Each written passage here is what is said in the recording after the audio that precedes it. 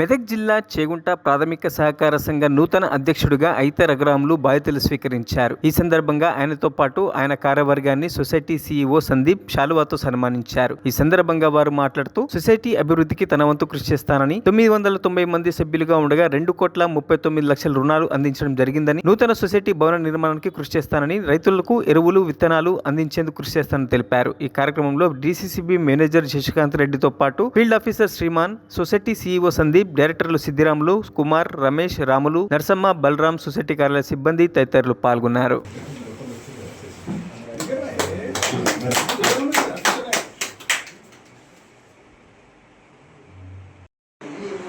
సందీప్ కుర్చీ बैठे कुर्सी बैठे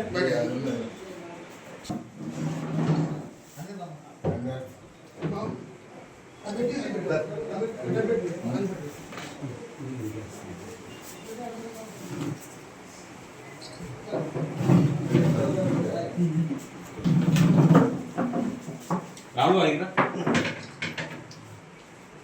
నన్ను మీద అంటే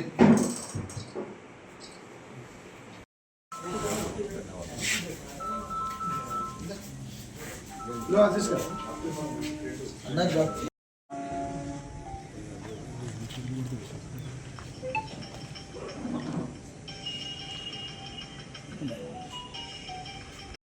ప్రభుత్వ ఆదేశాల మేరకు ఈరోజు మా ఆరుగురు డైరెక్టర్లతో కలిపి నేను సొసైటీ చైర్మన్గా ఛార్జ్ తీసుకుంటున్నాను.